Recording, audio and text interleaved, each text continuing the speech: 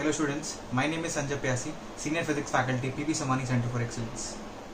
Students, as you know that PP Samani Center for Excellence is one of the most esteemed institute when it comes to JEE/NEET coaching. JEE और NEET की coaching में हमने गुजरात में सबसे ज़्यादा selections दिए हैं पिछले सालों में. ठीक है, यही जो चीज़ है वो हमें बाकी इंस्टीट्यूट सबसे आगे और सबसे अलग बनाती है. हम क्योंकि लॉकडाउन की सिचुएशन है तो आपको ऑफलाइन वीडियोस प्रोवाइड नहीं कर पा रहे, हम ऑफलाइन लेक्चर्स हमारे नहीं चल रहे, तो will be providing you with online lectures these days and as soon as this end will be back on our offline track. ठीक है, लास्ट लेक्चर की बात करें तो हमने इलेक्ट्रिक फील्ड की बात पढ़ रही थी, हमने फाइनाइट रॉड में किया था. अब इस लेक्चर में वही चीज़ को हम आगे बढ़ाएंगे, है ना. हम उस रॉड को इनफाइनाइट कर देंगे, सेमी इनफाइनाइट कर देंगे और अलग अलग पोजिशन पर प्लेस करके उसके और न्यूमेरिकल्स करेंगे और उसको और डिटेल्ड में समझने की कोशिश करेंगे. ठीक है, थैंक यू. हेलो स्टूडेंट्स, आज हम इलेक्ट्रिक फील्ड के नए लेक्चर के साथ हैं. लास्ट लेक्चर में इलेक्ट्रिक फील्ड में जो एक यूनिफॉर्म रॉड थी उसकी इलेक्ट्रिक फील्ड पड़ी थी. उसके द्वारा हमारे दो कंपोनेंट्स आए थे, एक परपेंडिकुलर कंपोनेंट और एक पैरेलल कंपोनेंट.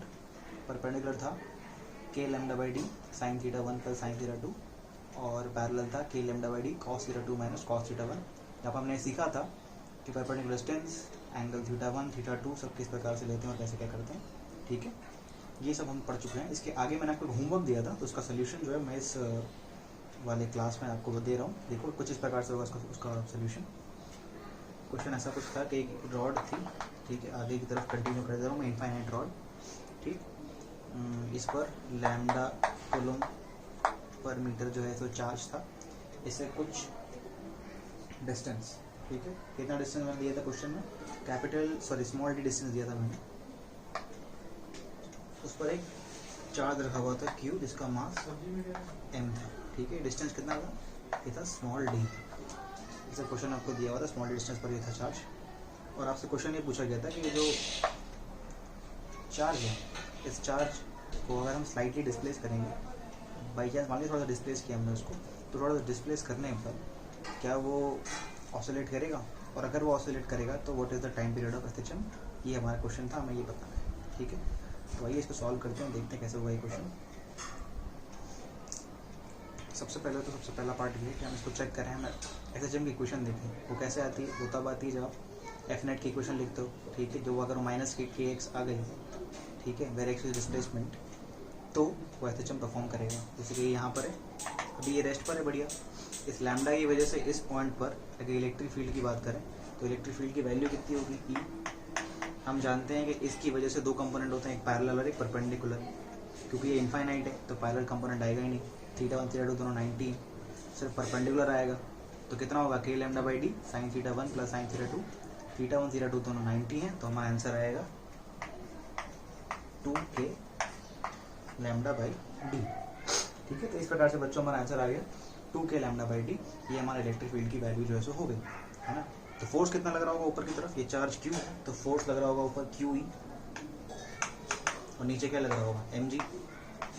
क्योंकि रेस्ट में बढ़िया सुंदर रखा हुआ था, यानी कि 2k λ, ये इलेक्ट्रिक फील्ड में अगर इसमें मैं Q का मल्टीप्लाई कर दूँ तो फोर्स बन जाएगा, यानी कि इसका ये मतलब निकलता है कि 2k λ Q/d किसके इक्वल है, mg. 2k λ Q/d mg के जो है सो इक्वल होगा ऊपर की तरफ. ठीक है, तो ये बच्चों अपना आंसर है ना. अच्छा, उसको हमने स्लाइड डिस्प्लेस किया, मान लो उसको हम थोड़ा सा नीचे लेके आए. कितना नीचे लेके आए, कुछ y नीचे लेकर के आए, है ना. तो उस पर नेट फोर्स क्या हो जाएगा, एफ नेट. उस पर नेट फोर्स हो जाएगा अगर उसको y नीचे लेकर के आएंगे. तो ये इसमें इस इक्वेशन के अंदर हमें एक्स्ट्रा क्या लिखना पड़ेगा, डिस्प्लेसमेंट जो हम कर रहे हैं उसका. ठीक है, फॉर एग्जांपल अगर हम y नीचे लेकर के आए तो हम यहाँ पे क्या लिखेंगे, यहाँ हम लिखेंगे d माइनस वाई. और अगर हम उसको ऊपर लेके गए तो हम क्या लिखेंगे, d प्लस वाई. तो इस प्रकार से क्वेश्चन जो है वो होगा. तो फिलहाल हम कह रहे हैं कि हम ये जो पोजीशन था उस पोजीशन से इसको थोड़ा सा नीचे लेकर के आए. ठीक है, तो इस d में थोड़ा सा डिस्टेंस आएगा, तो हम यहाँ पर लिख देंगे एफ नेट की इक्वेशन में हम यहाँ पर जो है सो लिख रहे हैं 2k λ Q/d माइनस वाई. ठीक है, माइनस mg. ये mg किस प्रकार से होगा, क्योंकि ये फोर्स कहाँ लग रहा होगा, ये फोर्स ऊपर लग रहा होगा, और mg कहाँ लग रहा है, नीचे लग रहा है. ये फोर्स दोनों अपोजिट नेचर के हैं. ठीक है, तो ये आ गया 2k lambda q by d minus y minus M G. ठीक, आगे बढ़ते हैं। आगे बढ़ेंगे, इसमें डी कॉमन ले लेते हैं। इसमें हमने डी कॉमन ले लिया तो ऐसी बन जाएगी question 2k lambda q d common ले लिया मैंने, यहाँ पे आ गया 1 minus Y by d minus M G.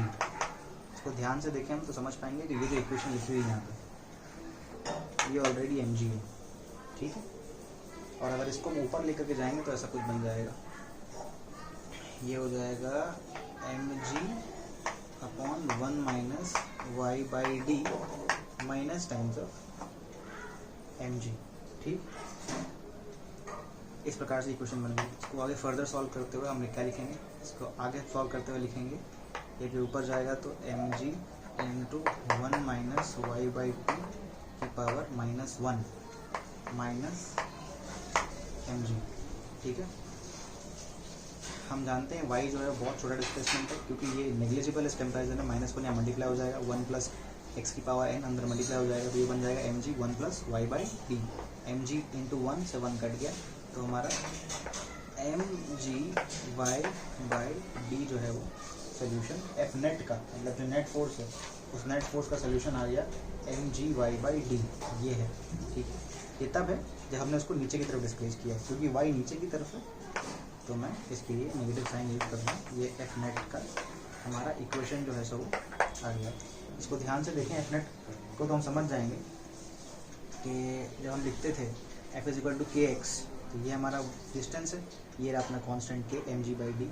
तो अगर हम टाइम पीरियड लिखेंगे, हमें पता है टाइम पीरियड का फॉर्मूला होता है 2 pi under root m by के।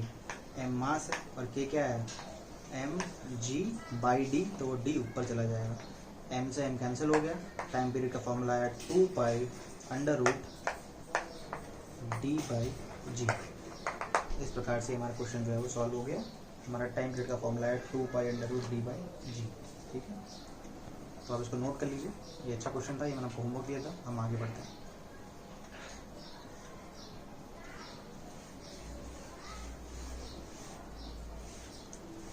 अब अगला टॉपिक जो है बच्चों वो एक प्रॉब्लम ही है बेसिकली देखा जाए तो, पर उसको टॉपिक की तरह पढ़ा दिया जाता है, तो आप प्लीज़ नोट कीजिए।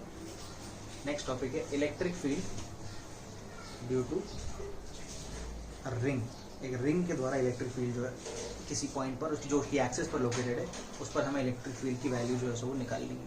ठीक है, तो ये हमारा अगला टॉपिक जो है सो कि होगा electric field due to a ring.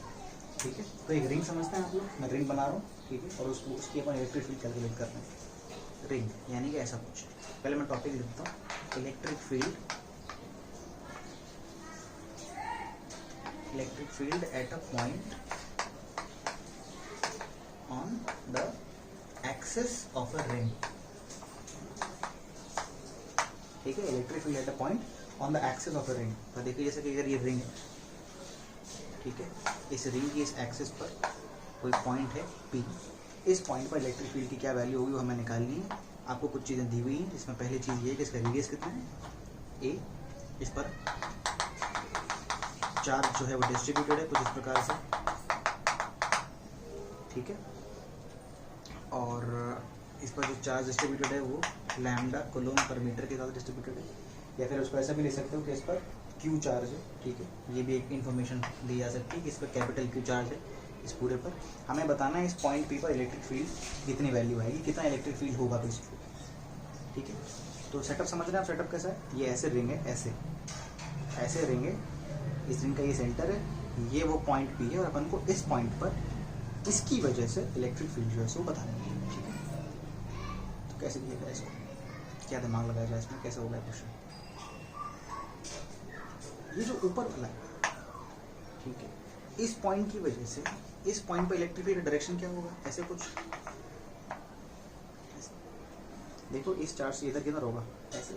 ऐसे अगर नीचे वाले की बात करें उसकी वजह से इस पॉइंट पर कहाँ पर होगा, ऐसे इधर। ठीक, अगर नीचे की बात करें तो कहाँ पे होगा, इधर। समझ रहे हैं इस बात को। ठीक है, अगर कोई पॉइंट हम इधर लें, इसी रिंग पर अगर कोई पॉइंट हम इधर लें तो उस पर कहाँ पे आएगा, उधर। और यही हम इधर लें तो कहाँ पे आएगा, इधर। तो तुम देख रहे हो हर पॉइंट के लिए एक करस्पॉन्डिंग पॉइंट होगा जिसका डायरेक्शन इस प्रकार से हम लिख सकते हैं। ठीक है, अगर मैं इसको DE लिख रहा हूँ, इस छोटे से एंगल को हम थीटा मान लेते हैं, ठीक है। आप ये देख रहे होगे क्योंकि ये एंगल थीटा है और ये इलेक्ट्रिक फील्ड हमारी DE है। जाहिर सी बात है कि मैंने सिमेट्रिक पॉइंट्स लिए हैं तो ये भी क्या होगा, ये थीटा ही होगा, क्योंकि ये थीटा है तो ये वाला थीटा हो गया, ये भी थीटा, तो ये डी कॉस थीटा वाले कंपोनेंट्स आ जाएंगे और यहाँ पे डी साइन थीटा वाले कंपोनेंट आ जाएंगे। बच्चों ध्यान रखो, मैंने बनाए यहाँ पर मात्र 2 हैं और ये 2 नहीं है, ये तो पूरी रिंग की वजह से होंगे, ठीक है। तो यहाँ पे 2d cos थीटा नहीं लिखेंगे हम, यहाँ लिखे हम इंटीग्रल डी cos थीटा, है ना। यहाँ बहुत सारे डी cos थीटा ऐड हो जाएंगे, ठीक है, और साइन वाले सारे कैंसिल हो जाएंगे। तो इलेक्ट्रिक फील्ड की बात करें अगर हम ई नेट की, तो क्या आता है वो डी cos थीटा, पर 2 नहीं, बहुत सारे डी cos थीटा। क्यों? खाली इन दोनों की वजह से थोड़ी, इसके बाजू वाले पॉइंट की वजह से, बाजू के बाजू वाले से, बाजू के बाजू वाले से, बहुत सारे पॉइंट की वजह से, सबकी वजह से बहुत सारे को आएंगे, ठीक है। तो डी cos थीटा जो है अपना इंटीग्रेशन यहाँ पर आ गया, ठीक। आगे बढ़ते हुए इंटीग्रल डी की बात करें, इलेक्ट्रिक फील्ड का फॉर्मूला क्या होता है, के क्यू बाई आर स्क्वायर, तो अपन के लिखते हैं के, उसके बाद क्यू छोटा सा चार्ज जो मैंने एलिमेंट लिया है यहाँ पे, ये जो एलिमेंट है इस पर चार्ज डी क्यू लिख देते हैं, डिवाइड बाई दूरी। अब ये दिमाग वाली बात है, ये डिस्टेंस कितना लिया है, तो रेडियस है एक, ये क्या है, हमें तो कोई डिस्टेंस निकालना है, कोई रैंडम डिस्टेंस एक्स पर इलेक्ट्रिक फील्ड बतानी है। अगर ये कोई रैंडम डिस्टेंस एक्स है तो ये डिस्टेंस कितना हो जाएगा, square root of x square plus A square, और उसका हम स्क्वायर करेंगे तो यहाँ पे क्या आएगा, यहाँ पे आएगा एक्स स्क्वायर प्लस ए स्क्वायर। तो K D Q upon X square plus ए स्क्वायर, और इंटू में क्या है कॉस थीटा। और ध्यान से देखो तो कॉस थीटा क्या होता है, कॉस थीटा होता है base upon hypotenuse. Base x है और ये हाइपोटेन्यूज है कितना, ये है एक्स स्क्वायर प्लस ए स्क्वायर। तो अपन क्या लिख सकते हैं, हम लिख सकते हैं x upon square root of x square plus A square, ठीक है। अब देखो ध्यान से क्या क्या कांस्टेंट है, एक्स ये डिस्टेंस कांस्टेंट हो गया, ये रेडियस कांस्टेंट है, तो ये सब बाहर आ जाएंगे। तो K X upon X square plus ए स्क्वायर की पावर कितनी हो जाएगी, 1 + 1/2 यानी कि 3/2, और इंटीग्रल डी क्यू, सारे छोटे छोटे डी क्यू अपन ऐड करेंगे तो हमारा क्या आएगा, सॉल्व होके हमारा कैपिटल क्यू आ जाएगा। तो the electric field due to a circular ring at any distance x from the ring is given by K Q X upon X square plus A square की पावर 3/2, ठीक है। This is a very important formula, आपको ये हर हालत में याद होना चाहिए। K Q upon X square plus ए स्क्वायर की पावर 3/2, ठीक है। अब अगर ध्यान से सोचो तो एक छोटा सा क्वेश्चन मैं आपको दूं, हालांकि आपको पहले भी करा ही चुका हूँ मैं। यहाँ पे अगर मैं इसे रिंग दे दूं और पूछूं कि रिंग के सेंटर में इलेक्ट्रिक फील्ड कितनी होगी, तो आप लोग बोलोगे सर ये तो हमें ऑलरेडी आता है, इसका आंसर 0 है। क्यों? क्योंकि ये प्लस क्यू की वजह से नीचे वाले की वजह से ऊपर, इसकी वजह से इधर, इसकी वजह से इधर, इसकी वजह से इधर, तो उसकी वजह से उधर, सब कट वट के 0 आ जाएगा आंसर बीच में। ये तो पहले से आता है ना, ये बात आपको आती है, आप खुश भी होगे सर ये तो हमें आता है। लेकिन सवाल ये है, ये भी तो वही है, अगर मैं x को, इस x डिस्टेंस को 0 कर दूं, समझना बात को ध्यान से, इफ x = 0, तो ये पॉइंट कहाँ पे आ गया, सेंटर पे आ गया। देखो तुम इस फॉर्मूले में x को 0 पुट करोगे तो इलेक्ट्रिक फील्ड का वैल्यू कितना आ जाएगा, टोटल आंसर E = 0। इस बात को बड़ी इंपॉर्टेंस से नोट करना, अगर x 0 होगा तो इलेक्ट्रिक फील्ड कितनी आएगी, 0 आ जाएगी। एक और इंपॉर्टेंट बात, अगर इलेक्ट्रिक फील्ड की, अगर x 0 ना हो करके ये बहुत दूर हो, इनफाइनाइट, ठीक है, ये पॉइंट अगर इनफाइनाइट पर हो तो क्या होगा, ये सोचने वाली बात है कि अगर x इनफाइनाइट है तो क्या हो जाएगा, ठीक। तो आप देख सकते हो जैसे कि इस x को आप इसके डिवाइड में ले आओ नीचे वाले टर्म में, ठीक है। सोच भी सकता है, अगर सोचोगे क्या सोचोगे कि यहाँ पे इलेक्ट्रिक फील्ड बहुत स्ट्रांग होगी, यहाँ पे कमजोर होगी, यहाँ और कमजोर होगी। अगर बहुत दूर चले जाएंगे अपन, बहुत दूर, तो बहुत दूर जाने पर इलेक्ट्रिक फील्ड क्या हो जाएगी, 0, ऐसा सोच सकते हो। तो सोचने पर क्या आंसर आ जाएगा, इलेक्ट्रिक फील्ड 0 है। कुछ लोग होशियार, बहुत खतरनाक दिमाग वाले बोल देंगे कि x इनफाइनाइट है यहाँ पे ऊपर, यहाँ पे नीचे इनफाइनाइट का स्क्वायर, उस इनफाइनाइट से एक इनफाइनाइट कट गया तो 1/∞ 0। ये सब बकवास है, ऐसा कुछ नहीं होता है। इस x को आप नीचे लेकर के जाओ, ठीक है, उसको पावर में अंदर ऐड करो, तो नीचे वाला टर्म जो है है ना, ये वाले टर्म में एक्स रह जाएगा, उसको इन्फिनिटी पुट करने पर ये वैल्यू कितनी आई 0। इस प्रकार से इलेक्ट्रिक फील्ड 0 निकाला गया। ठीक है, ऐसे सॉल्व भी होता है, ऐसे इलेक्ट्रिक फील्ड 0 आती है। इसमें एक और चीज़ बनाना है हमें, हम ग्राफ बना सकते हैं। कैसे बनेगा वो ग्राफ, ऐसे बनता है ग्राफ।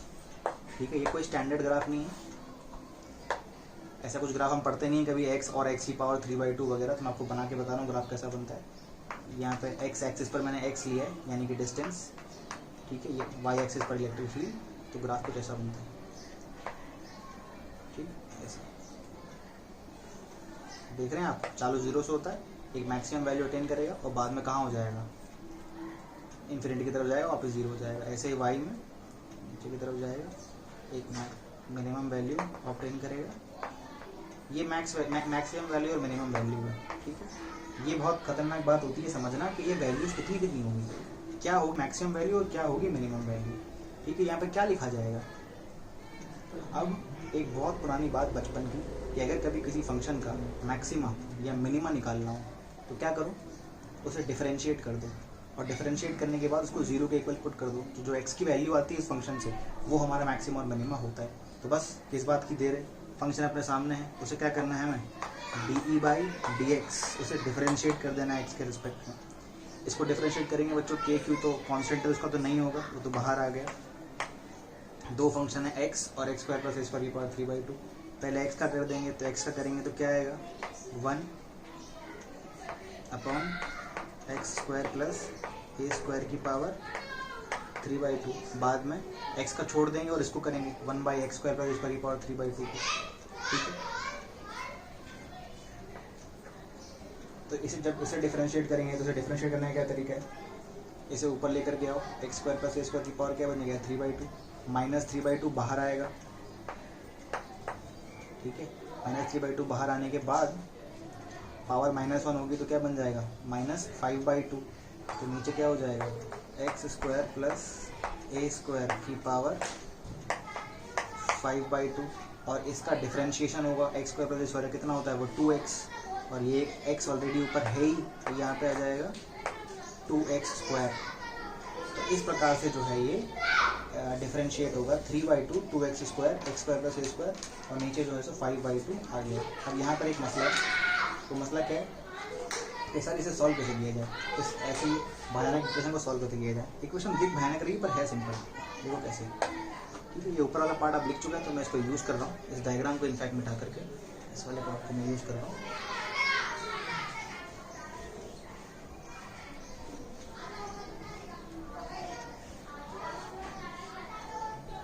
ठीक है, तो ये इलेक्ट्रिक फील्ड सारी की सारी d/d किससे इक्वल कर सकते हैं, इक्वेट, इसको हम 0 के इक्वल कर सकते हैं।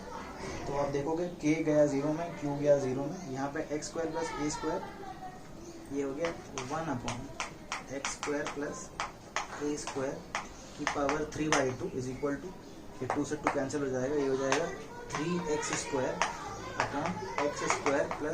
a² की पावर 5/2 है, तो उसे मैं 3/2 × x² + a² लिख सकता हूँ, है ना। 3/2 + 1 5/2 हो जाएगा, तो ये कैंसिल, वो उधर जाएगा, तो x² + a², 3x² हो गया, ये इधर आएगा तो a² किसके इक्वल हो गया बच्चों 2x², 2 डिवाइड में आएगा तो a²/2 क्या हो गया x², तो x कितना आ जाएगा बच्चों ± a/√2, यानी कि ये कौन सा दूरी है, ये a/√2 है, और ये क्या है, ये -a/√2। ठीक है, तो ये बात हमें पता चलनी चाहिए कि a/√2 पर और -a/√2 पर जो है सो इसकी मैक्सिमम और मिनिमम वैल्यूज आती हैं। ठीक है, अब मैक्सिमम वैल्यूज और मिनिमम वैल्यूज तो आती हैं, पर कितनी कितनी आती हैं वो कौन बताएगा। ठीक है, तो वो आपका होमवर्क है कि what is the maximum value of electric field at r/√2 and -r/√2 अगर r इज रेडियस, या मैंने a माना है तो a/√2 और -a/√2 जो है वैल्यू हो जाएगी। तो आपको सॉल्व करना है, उसका आंसर जो मैं लिखे दे रहा हूँ, उसका आंसर आएगा 2kq/√3r²। आंसर कितना आएगा सॉल्व करने पर, इलेक्ट्रिक फील्ड की मैक्सिमम वैल्यू 2kq/√3r², 2kq/√3r², ये होगा हमारा इलेक्ट्रिक फील्ड का आंसर। ठीक है, ये लेक्चर इतना ही, अगला लेक्चर कल देखेंगे।